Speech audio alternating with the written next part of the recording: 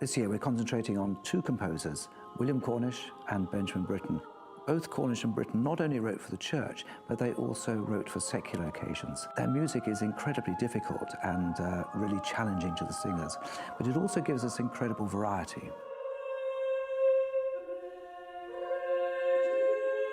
Even though these composers lived 5 centuries apart, there's actually many similarities between the two.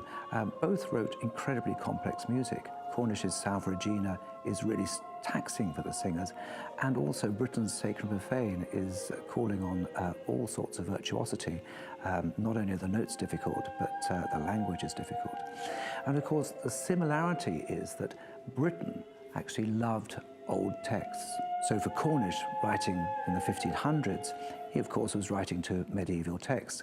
Britten loved old texts, and it's very noticeable that throughout much of his writing, not only Sacred and Profane, but also things like the Ceremonial Carols, he chooses medieval poems as his lyrics. Of course, the singers need to think slightly differently for performing Cornish and Britten in the same programme. Cornish's music demands a lot of architecture, a sense of these wonderful cathedrals and churches we sing in. Britten's is technically really demanding, and we need to think of it in a much more chamber way. William Cornish is actually two people, father and son, we believe. They were both born in Westminster. The father died in 1502 and the son, we think, in 1523. We know the older Cornish wrote the Salve Regina because that appears in the Eton choir book. The younger Cornish had much, much more to do with the court. Although he was a singer like his father, he actually spent more time on the more theatrical, dramatic side of the court.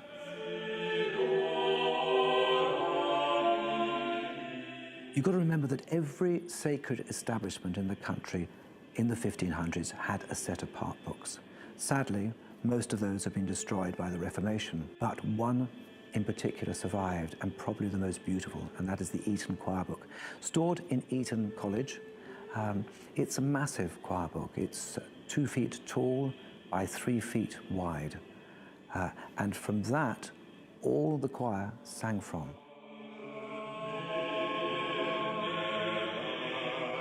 Of course, the whole programme is full of my favourite pieces, but one in particular stands out for me, and that is Cornish's Ave Maria Mater Dei, only because I came across it, I think, as an 18-year-old, and I just loved the sumptuous harmonies and the word setting. I thought it was quite glorious.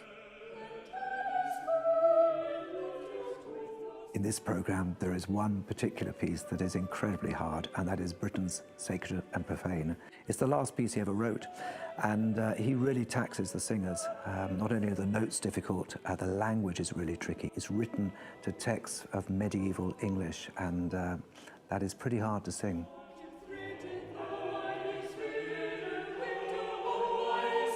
It sounds a bit odd having to have a language coach for English, but bear in mind these are medieval lyrics, medieval poems. And we've got a wonderful language coach coming down from York, Venetia Bridges, and she's going to take us through this language and try and get us into the heart of singing in medieval English. And it will transform the music, because the sounds and the words that Britten was thinking about, we do need to really translate into his music.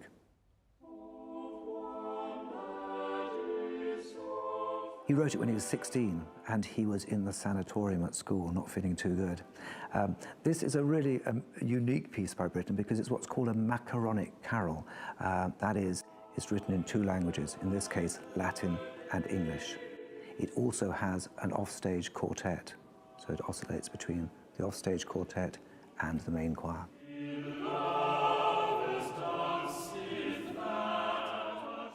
This is definitely by the younger Cornish. It's a secular song, it's a love song, it's a mournful song. It's for a solo bass, and then you have a tutti 3-part ensemble that comes in. There's the altos, tenors and basses.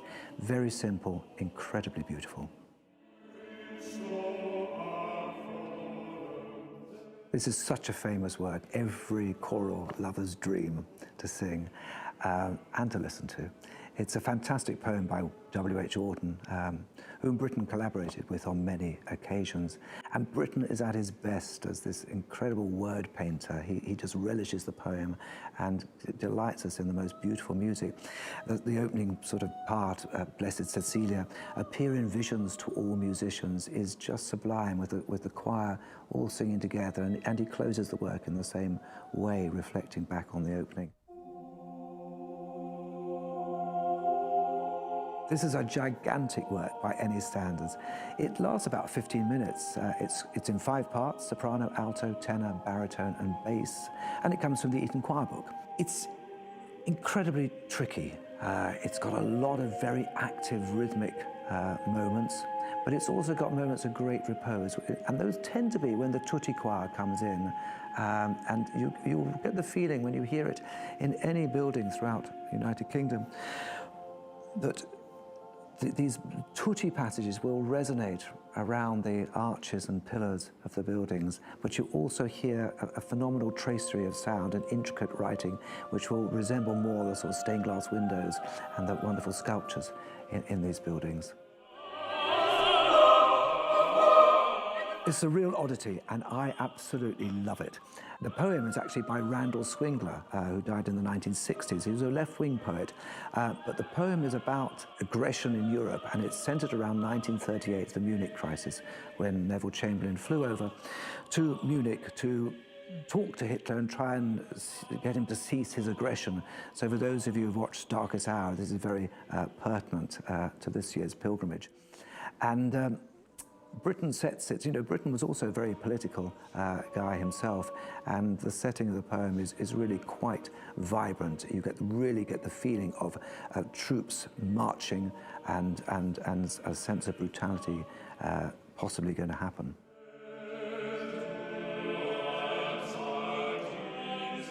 Every now and then the choir have to sing from one of my old manuscripts. They tend not to like it very much, and they tend to say it needs to be written out again. But actually, this one's pretty legible for me. This is this piece I loved. I wrote it out when I was about 18 years old, and it's the most beautiful piece. It's for men's voices only. Alto, tenor, baritone, and bass.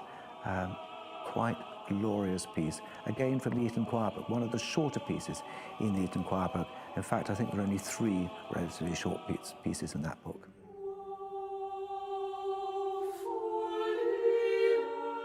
This is our associate conductor, Eamon Dugan's favourite piece, and I must say, I think it's pretty good too. It's a passion carol, and the text is quite amazing. It's a very powerful text, great words to sing. For much of the piece, it's sung by solo voices, with everybody coming in at the tutti on Woefully arrayed. I'd like to think it's by the older Cornish, but academics today say it's by the younger Cornish. But for me, it's got more of the sentiments of the older Cornish and the Eton choir book. It's a very archaic style, incredibly expressive writing, and I think it's something the choir will deliver really well.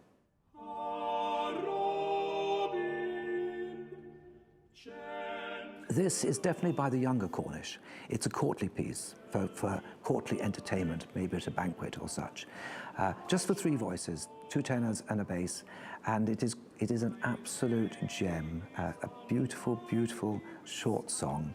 Audience members, I'd like you to think of something. The opening verse is, "Ah, Robin, gentle Robin, tell me how thy layman doth, and thou shalt know of mine." Now, layman is spelled L-E-M-A-N. Is it lemon, layman, or Lehman? We've actually gone for Lehman.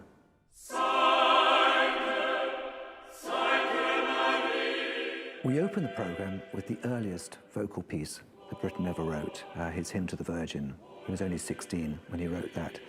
And we finish the programme with the last piece for voices that Benjamin Britten wrote, and that is Sacred and Profane.